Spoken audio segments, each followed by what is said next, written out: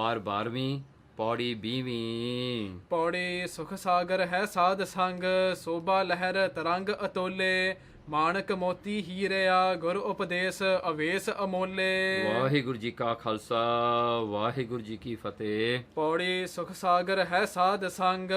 ਭਾਈ ਗੁਰਦਾਸ ਜੀ ਸਾਧ ਸੰਗਤ ਦੀ ਮਹਿਮਾ ਦੱਸਦੇ ਹਨ, ਪ੍ਰੇਸ ਦੱਸਦੇ ਹਨ ਵੀ ਸਾਧ ਸੰਗਤ ਵਿੱਚ ਕਿਹੜੀਆਂ ਬਰਕਤਾਂ ਹਨ, ਸਾਧ ਸੰਗਤ ਕਿਉਂ ਵੱਡੀ ਹੈ, ਕਿਉਂ ਸਾਧ ਸੰਗਤ ਮਹਾਨ ਹੈ, ਕਿਸ ਕਰਕੇ ਹੈ, ਉਸ ਦੇ ਬਾਰੇ ਇਹ ਵਿਚਾਰ ਭਾਈ ਗੁਰਦਾਸ ਜੀ ਆਪਾਂ ਨੂੰ ਕਰਕੇ ਸਮਝਾਉਂਦੇ ਹਨ। ਸੁਖ ਸਾਗਰ ਹੈ ਸਾਧ ਸੰਗ। ਦੇਖੋ ਸੁੱਖਾਂ ਦਾ ਸਾਗਰ ਹੈ, ਸਾਰੇ ਜਿੱਥੋਂ ਸੁੱਖ, ਜਿਵੇਂ ਸਾਗਰ ਪਾਣੀ ਦਾ ਭਰਿਆ ਹੁੰਦਾ ਹੈ, ਸਾਧ ਸੰਗਤ ਵੀ ਇੱਕ ਸਾਗਰ ਹੈ ਜਿੱਥੇ ਗੁਰੂ ਦੀਆਂ ਬਰਕਤਾਂ ਭਰੀਆਂ ਹੋਈਆਂ ਹਨ, ਜਿੱਥੇ ਗੁਰੂ ਦੀ ਪ੍ਰਾਪਤੀ ਹੁੰਦੀ ਹੈ, ਜਿੱਥੇ ਗੁਰੂ ਦੀਆਂ ਦਿੱਤੀਆਂ ਹੋਈਆਂ ਦਾਤਾਂ ਪ੍ਰਾਪਤ ਹੁੰਦੀਆਂ ਹਨ। ਸੰਗਤ ਉਹ ਹੈ ਜਿਹਦੇ ਵਿੱਚ ਸਾਰੀਆਂ ਖੁਸ਼ੀਆਂ ਪ੍ਰਾਪਤ ਹੁੰਦੀਆਂ ਹਨ। ਸਾਧ ਸੰਗਤ ਉਹ ਹੈ ਜਿੱਥੇ ਜੀਵਨ ਦਾ ਲਕਸ਼, ਜੀਵਨ ਦਾ ਗੋਲ ਪ੍ਰਾਪਤ ਹੁੰਦਾ ਹੈ। ਸ਼ੋਭਾ ਲਹਿਰ ਤਰੰਗ ਅਤੋਲੇ। ਦੇਖੋ ਹੁਣ ਸਾਗਰ ਦੇ ਵਿੱਚ ਲਹਿਰਾਂ ਉੱਠਦੀਆਂ ਹਨ, ਵੇਵਸ ਹੁੰਦੀਆਂ ਹਨ। ਸੰਗਤ ਵਿੱਚ ਸੋਭਾ ਉਹ ਵੇਵ ਹੈ, ਉਹ ਲਹਿਰ ਹੈ।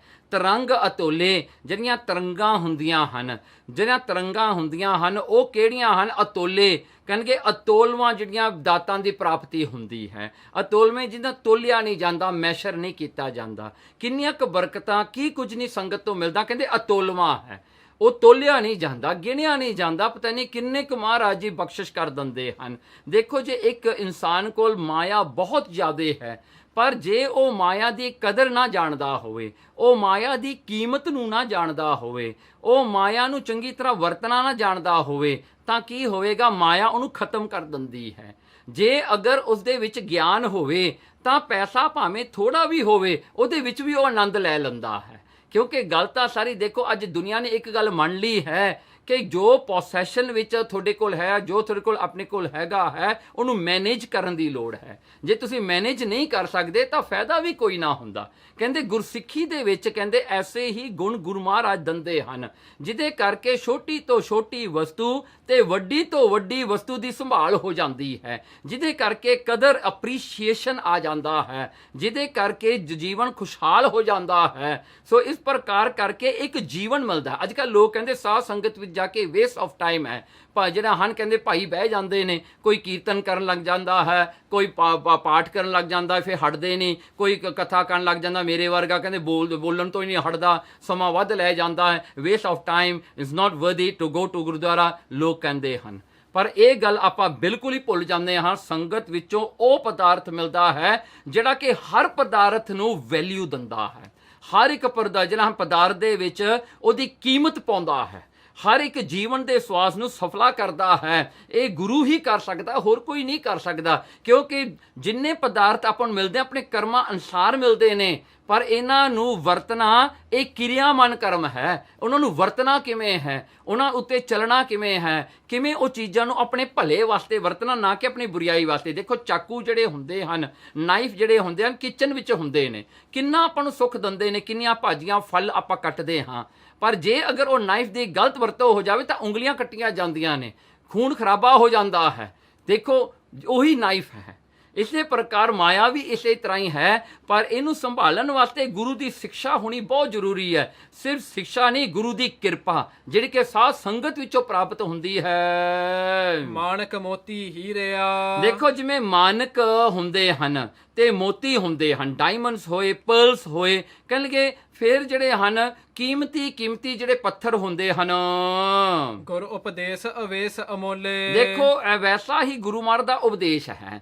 ਜਿਵੇਂ ਮਾਨਕ ਹੋਵੇ, ਜਿਵੇਂ ਮੋਤੀ ਹੋਣ ਤੇ ਜਿਵੇਂ ਹੀਰੇ ਹੋਣ, ਕਹਿੰਦੇ ਮਹਾਰਾਜ ਦਾ ਉਪਦੇਸ਼ ਵੀ ਐਸਾ ਹੀ ਹੈ। ਸੋ ਐਸਾ ਉਪਦੇਸ਼ ਮਹਾਰਾਜ ਦਾ ਹੈ ਜਿਹਦੇ ਅਵੇਸ਼, ਜਿਹਦੇ ਹਿਰਦੇ ਵਿੱਚ ਵਸ ਜਾਂਦਾ ਹੈ, ਉਹ ਅਮੋਲਕ ਹੋ ਜਾਂਦਾ ਹੈ, ਉਹਦੀ ਕੀਮਤ ਵੱਧ ਜਾਂਦੀ ਹੈ। ਕਿਉਂਕਿ ਕੋਈ ਵੀ ਜਿਹੜਾ ਮਾਇਆ ਕਰਕੇ ਵੱਡਾ ਨਹੀਂ ਹੁੰਦਾ, ਆਪਣੇ ਗੁਨਾਹ ਕਰਕੇ ਵੱਡਾ ਹੁੰਦਾ ਹੈ। ਜੇ ਕਿਸੇ ਨੂੰ ਚੇਤੇ ਕਰੀਏ ਤਾਂ ਉਹਦੇ ਗੁਨਾਹ ਕਰਕੇ ਚੇਤੇ ਕੀਤਾ ਜਾਂਦਾ ਹੈ, ਕੋਈ ਉਹਦੀ ਮਾਇਆ ਕਰਕੇ ਵੱਡਾ ਨਹੀਂ ਹੁੰਦਾ, ਕਿਉਂਕਿ ਮਾਇਆ ਉਹਦੇ ਮਰੇ ਤੋਂ ਬਾਅਦ ਤੱਕ ਕਿਸੇ ਹੋਰ ਕੋਲ ਚਲੀ ਜਾਣੀ ਹੈ।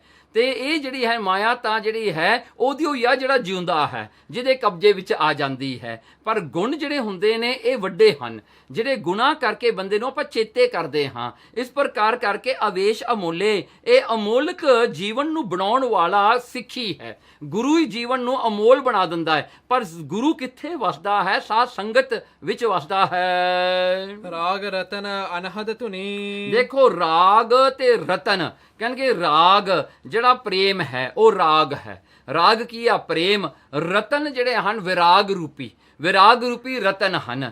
ਅਨਹਦ ਧੁਨੀ, ਉਹ ਪਰਮਾਤਮਾ ਦੀ ਜਿਹੜੀ ਅਨਹਦ ਧੁਨ ਹੈ, ਜੋ ਧੁਨ ਹਮੇਸ਼ਾ ਹੀ ਆਪਣੇ ਅੰਦਰ ਪਰਮੇਸ਼ਰ ਦੀ ਜਿਹੜੀ ਹੈ ਪ੍ਰਗਟ ਹੋਈ ਰਹਿੰਦੀ ਹੈ, ਜਿਹੜੇ ਕਿ ਮਨ ਦੇ ਝੋਰਿਆਂ ਨਾਲ ਉਹ ਸੁਣਾਈ ਨਹੀਂ ਦਿੰਦੀ, ਹੁੰਦੀ ਸਾਰਿਆਂ ਦੇ ਵਿੱਚ ਹੀ ਹੈ, ਪਰ ਸੁਣਨ ਵਾਲੇ ਕੋਈ ਵਿਰਲੇ ਹੁੰਦੇ ਹਨ।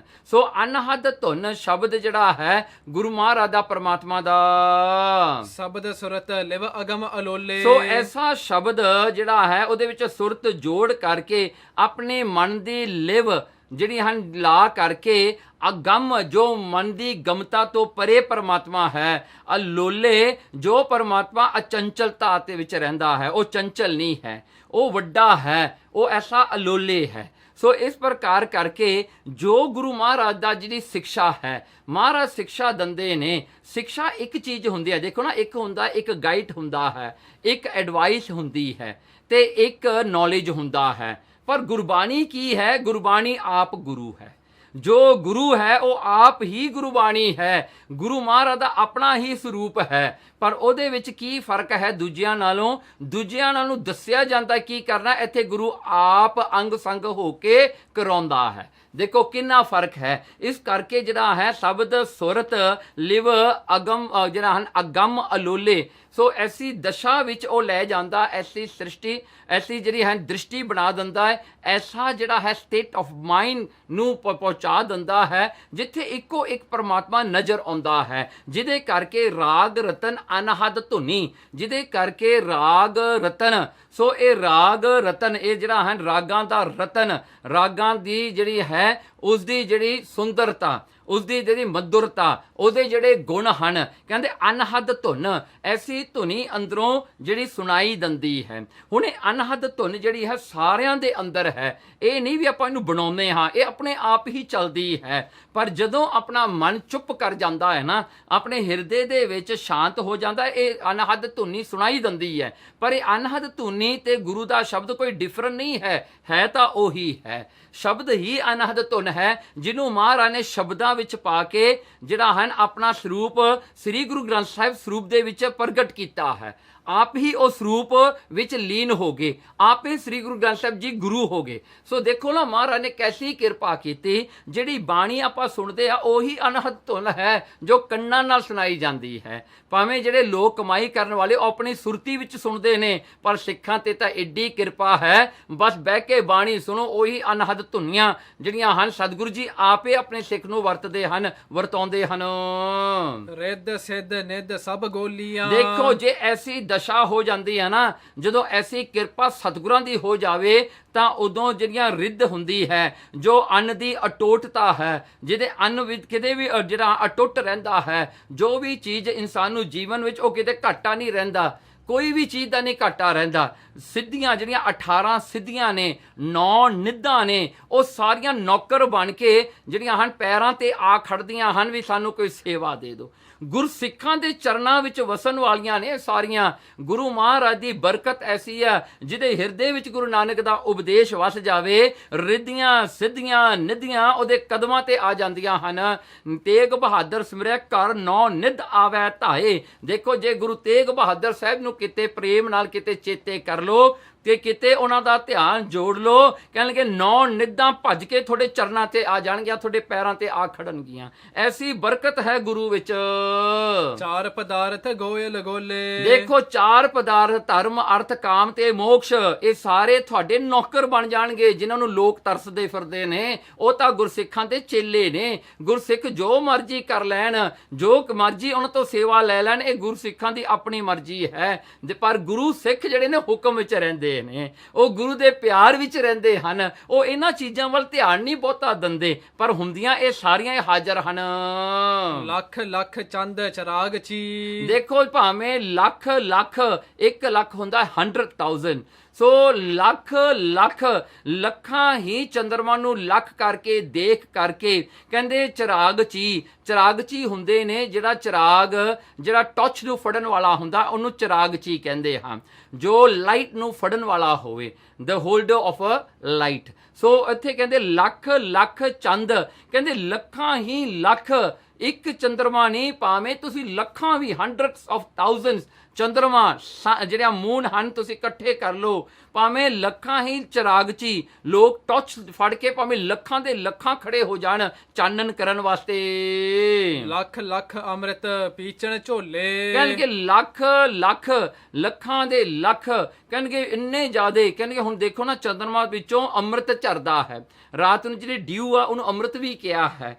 ਕਿਉਂ? ਦੇਖੋ ਨਾ ਲੱਖਾਂ ਹੀ ਐਸਾ ਹੋਵੇ, ਲੱਖਾਂ ਹੀ ਅੰਮ੍ਰਿਤ ਦੇ ਝੋਰੇ ਲੋਕਾਂ ਨੂੰ ਕਿਤੇ ਨਾ ਕਿਤੇ ਜਾ ਕੇ ਮਿਲਣ, ਪੀਚਨ ਝੋਲੇ, ਝੋਲੀਆਂ ਭਰ ਭਰ ਕੇ ਕੋਈ ਪੀਣਾ ਕਰੇ। ਕਾਮ ਧੇਨ ਲੱਖ ਪਾਰ ਜਾਤ। ਭਾਵੇਂ ਜਿਹੜਾ ਹਨ ਦੇਖੋ ਕਿੰਨੀਆਂ ਕੁ ਸ਼ਕਤੀਆਂ ਆ ਜਾਂਦੀਆਂ ਨੇ, ਉਹਦਾ ਅੰਦਾਜ਼ਾ ਭਾਈ ਗੁਰਦਾਸ ਜੀ ਦੇ ਰਹੇ ਨੇ।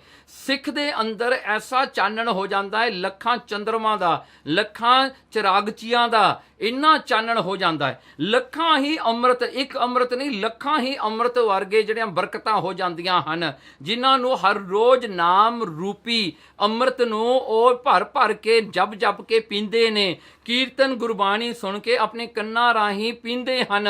ਫੇਰ ਕਾਮਧੇਨ, ਕਹਿਣਗੇ ਸਵਰਗ ਦੇ ਵਿੱਚ ਤਾਂ ਇੱਕ ਕਾਮਧੇਨ ਹੈ, ਪਰ ਸਿੱਖਾਂ ਦੇ ਚਰਨਾਂ ਦੇ ਵਿੱਚ ਤਾਂ ਕਹਿੰਦੇ ਕਿੰਨੀਆਂ ਕੁ ਲੱਖਾਂ ਹੀ hundreds of thousand ਕਾਮਧੇਨ ਇੱਕ ਗਊ ਇੱਕ ਗਾਂ ਮੰਨੀ ਹੈ, ਜਿਹੜੀ ਹੈਵਨ ਵਿੱਚ ਹੁੰਦੀ ਹੈ, ਜਿਹੜੀਆਂ ਸਾਰੀਆਂ ਇੱਛਾ ਨੂੰ ਪੂਰੀ ਕਰਨ ਵਾਲੀ ਮੰਨੀ ਹੈ। ਦੂਸਰਾ ਉੱਥੇ ਇੱਕ ਦਰਖਤ ਹੈ, ਇੱਕ ਟਰੀ ਹੈ ਜਿਹਨੂੰ ਪਾਰ ਜਾਤ ਕਹਿੰਦੇ ਹਾਂ, ਸੋ ਪਰੀ ਜਾਤ ਵੀ ਕਹੀ ਜਾਂਦਾ ਹੈ ਇਸ ਨੂੰ। ਕਹਿੰਦੇ ਉੱਥੇ ਪਾਰ ਜਾਤ ਦੇ ਜੰਗਲ ਫੋਰੈਸਟ ਭਰੇ ਪਏ ਨੇ, ਜਿੱਥੇ ਪਾਰ ਜਾਤ ਇੱਕ ਮੰਨਿਆ ਸਵਰਗਾਂ ਦੇ ਵਿੱਚ। ਕਹਿੰਦੇ ਸਿੱਖਾਂ ਵਾਸਤੇ ਤਾਂ ਲੱਖਾਂ ਹੀ ਹਨ। ਜੰਗਲ ਅੰਦਰ ਚਰਨ ਅਡੋਲੇ। ਦੇਖੋ ਜਿਹੜਾ ਹਨ ਜੰਗਲ ਅੰਦਰ ਜਿਹੜਾ ਹਨ ਚਰਨ ਅਡੋਲੇ, ਸਤਿਗੁਰੂ ਦੇ ਬਖਸ਼ਿਸ਼ ਨੂੰ ਪਾ ਕੇ, ਸਤਿਗੁਰੂ ਦੀ ਸਿੱਖੀ ਨੂੰ ਪਾ ਕੇ ਸਿੱਖ ਫੇਰ ਵੀ ਅਡੋਲੇ ਰਹਿੰਦੇ ਨੇ। ਉਹ ਇਹ ਚੀਜ਼ਾਂ ਵਿੱਚ ਆਪਣੇ ਆਪ ਨੂੰ ਨਹੀਂ ਭੁੱਲ ਜਾਂਦੇ, ਉਹ ਇਹ ਚੀਜ਼ਾਂ ਨੂੰ ਬਰਕਤਾਂ ਨੂੰ ਪਾ ਕੇ ਪਰਮੇਸ਼ਰ ਦਾ ਨਾਮ ਨਹੀਂ ਭੁੱਲ ਜਾਂਦੇ। ਇਸ ਕਰਕੇ ਸਿੱਖ ਨੂੰ ਹੁਕਮ ਵਿੱਚ ਰੱਖਿਆ ਗੁਰੂ ਨੇ। ਦੇਖੋ ਕਿੱਡੀ ਵੱਡੀ ਗੱਲ ਹੈ, ਦਾਤਾਂ ਸਭ ਤੋਂ ਵੱਡੀਆਂ ਸਿੱਖਾਂ ਨੂੰ ਗੁਰੂ ਮਹਾਰਾਜ ਨੇ ਦਿੱਤੀਆਂ, ਪਰ ਉਹਨਾਂ ਨੂੰ ਰੱਖਿਆ ਆਪਣੇ ਹੁਕਮ ਦੇ ਵਿੱਚ, ਆਪਣੀ ਆਗਿਆ ਵਿੱਚ ਰੱਖਿਆ, ਜਿਹਦੇ ਕਰਕੇ ਸਿੱਖ ਦੇ ਚਰਨ ਅਡੋਲ ਰਹਿੰਦੇ ਨੇ। ਉਹ ਖਿਸਕਦੇ ਨਹੀਂ, ਉਹਨਾਂ ਨੂੰ ਪਰਮਾਤਮਾ ਨਹੀਂ ਭੁੱਲਦਾ, ਗੁਰੂ ਨਹੀਂ ਭੁੱਲਦਾ। ਗੁਰਮੁਖ ਸੁਖ ਫਲ ਬੋਲ ਅਬੋਲੇ। ਦੇਖੋ ਗੁਰਮੁਖ ਜਿਹੜੇ ਹਨ ਉਹਨਾਂ ਨੂੰ ਸੁੱਖਾਂ ਦਾ ਫਲ ਗੁਰੂ ਦੀ ਕਿਰਪਾ ਦੀ ਪ੍ਰਾਪਤੀ ਹੁੰਦੀ ਹੈ, ਜਿਹਦੇ ਕਰਕੇ ਫਲ ਬੋਲ ਅਬੋਲੇ, ਜਿਨ੍ਹਾਂ ਦਾ ਫਲ ਜਿਹੜਾ ਹੈ ਨਹੀਂ ਬੋਲਿਆ ਜਾਂਦਾ, ਨਹੀਂ ਬੋਲ ਕੇ ਦੱਸਿਆ ਜਾਂਦਾ। ਉਹ ਬੋਲ ਅਬੋਲੇ ਨੇ, ਉਹ ਬੋਲੇ ਮੁੱਕ ਜਾਂਦੇ ਨੇ, ਉਹ ਵਰਡਸ ਮੁੱਕ ਜਾਂਦੇ ਨੇ, ਉਹਨਾਂ ਦਾ ਡਿਸਕ੍ਰਿਪਸ਼ਨ ਮੁੱਕ ਜਾਂਦਾ ਹੈ, ਜਿੱਥੇ ਗੁਰੂ ਮਹਾਰਾਜ ਦੀਆਂ ਦਿੱਤੀਆਂ ਹੋਈਆਂ ਬਖਸ਼ਾਂ ਬਰਕਤਾਂ ਦੀ ਜੋ ਵਰਣਨ ਕਰ ਲਈਏ। ਪਰ ਦੇਖੋ ਗੁਰੂ ਦੀ ਕਿਰਪਾ ਨੂੰ ਸਿੱਖਾਂ ਨੇ ਪ੍ਰਾਪਤ ਕੀਤਾ, ਇਹੀ ਸੁੱਖਾਂ ਦਾ ਫਲ ਹੈ। ਸੋ ਇੱਥੇ ਭਾਈ ਗੁਰਦਾਸ ਨੇ ਇਹ ਸਮਾਪਤੀ ਵਾਲੀ ਪੌੜੀ ਹੈ, ਸਮਾਪਤੀ ਵਾਲੀ ਪੌੜੀ ਤੇ ਭਾਈ ਗੁਰਦਾਸ ਨੇ ਦਿੱਤਾ ਸਿੱਖੀ ਦੀ ਬਰਕਤ ਕੀ ਹੈ, ਸਿੱਖੀ ਵਿੱਚੋਂ ਮਿਲਦਾ ਕੀ ਹੈ। ਇਸੇ ਕਰਕੇ ਆਪਾਂ ਇਹ ਪੌੜੀ ਜਿਹੜੀ ਪੜ੍ਹ ਕੇ ਉਦੋਂ ਆਪਾਂ ਨੂੰ ਸਮਝ ਆਉਂਦੀ ਆ ਨਾ, ਸਿੱਖਾਂ ਨੇ ਕਿੱਡੀਆਂ ਵੱਡੀਆਂ ਵੱਡੀਆਂ ਕੁਰਬਾਨੀਆਂ ਕੀਤੀਆਂ, ਸੀਸ ਦੇ ਦਿੱਤਾ ਪਰ ਸਿੱਖੀ ਨਹੀਂ ਗਵਾਈ। ਕਿਉਂ ਨਹੀਂ ਗਵਾਈ? ਕਿਉਂਕਿ ਦੇਖੋ ਇਹ ਤਾਂ ਬਹੁਤ ਕੁਝ ਆ, ਇਹ ਜਿਹੜੀਆਂ ਇੰਨੀਆਂ ਬਰਕਤਾਂ ਨੇ ਇਹਦੇ ਵਿੱਚ ਜਿਹੜਾ ਭਾਈ ਗੁਰਦਾਸ ਨੇ ਦੱਸੀਆਂ, ਇਹਨਾਂ ਨੂੰ ਛੱਡ ਕੇ ਸਿੱਖ ਦੁਨੀਆ ਦੇ 2-4 ਦਿਨਾਂ ਦਾ ਸੁੱਖ ਕਿਉਂ ਲਏਗਾ? ਕਿਉਂ ਇਹ 2-4 ਦਿਨਾਂ ਦੇ ਸੁੱਖ ਵਾਸਤੇ ਆਪਣਾ ਜਿਹੜਾ ਹਨ ਉਹਨਾਂ ਨੇ ਆਪਣੇ ਸਿੱਖੀ ਨੂੰ ਕਿਉਂ ਗਵਾਏਗਾ? ਕਿਉਂਕਿ ਗੁਰੂ ਤਾਂ ਉਹਨਾਂ ਨੂੰ ਉਹ ਕੁਝ ਦਿੰਦਾ ਜਿਹੜਾ ਕੋਈ ਦੇ ਨਹੀਂ ਸਕਦਾ, ਕੋਈ ਸੁਪਨੇ ਵਿੱਚ ਵੀ ਨਹੀਂ ਦੇ ਸਕਦਾ, ਕੋਈ ਦੱਸ ਕੇ ਸਮਝਾ ਕੇ ਵੀ ਨਹੀਂ ਦੇ ਸਕਦਾ, ਕਿਸੇ ਕੋਲ ਤਾਂ ਸਮਝ ਵੀ ਨਹੀਂ ਹੈ ਵੀ ਐਡੀਆਂ ਬਰਕਤਾਂ ਵੀ ਹੁੰਦੀਆਂ ਹਨ, ਇਹਨਾਂ ਗਿਆਨ ਵੀ ਕਿਸੇ ਕੋਲ ਨਹੀਂ ਹੈਗਾ ਜਿਹੜੀਆਂ ਬਰਕਤਾਂ ਸਿੱਖਾਂ ਕੋਲ ਹੁੰਦੀਆਂ ਹਨ। ਸੋ ਐਸੀ ਬਰਕਤ ਹੈ ਗੁਰਸਿੱਖੀ ਦੇ ਵਿੱਚ, ਇਸ ਕਰਕੇ ਆਪਾਂ ਨੂੰ ਗੁਰਸਿੱਖੀ ਸੰਭਾਲਣੀ ਚਾਹੀਦੀ ਹੈ। ਸਿੱਖੀ ਵਿੱਚ ਹੀ ਸਭ ਕੁਝ ਹੈ, ਬਾਕੀ ਤਾਂ ਸਭ ਕੁਝ ਝੂਠਾ ਹੀ ਹੈ। ਇਹ ਜੀਵਨ ਦਾ ਆਦਰਸ਼ ਹੀ ਸਿੱਖੀ ਹੈ। ਸੋ ਗੁਰੂ ਨਾਨਕ ਦੇ ਅੱਗੇ ਆਪਾਂ ਮਹਾਰਾਜ ਦੇ ਚਰਨਾਂ ਤੇ ਪ੍ਰਾਰਥਨਾ ਕਰੀਏ, ਪਾਤਸ਼ਾਹ ਜੀ ਸਾਨੂੰ ਵੀ ਸਿੱਖੀ ਸਿੱਖੀ ਦੇ ਦਿਓ, ਸਾਨੂੰ ਵੀ ਆਪਣੇ ਚਰਨਾਂ ਨਾਲ ਜੋੜੀ ਰੱਖੋ। ਕਾਮ ਧੇਨ ਲੱਖ ਪਾਰ ਜਾਤ, ਜੰਗਲ ਅੰਦਰ ਚਰਨ ਅਡੋਲੇ, ਗੁਰਮੁਖ ਸੁਖ ਫਲ ਬੋਲ ਅਬੋਲੇ। ਵਾਹਿਗੁਰੂ ਜੀ ਕਾ ਖਾਲਸਾ, ਵਾਹਿਗੁਰੂ ਜੀ ਕੀ ਫਤਿਹ।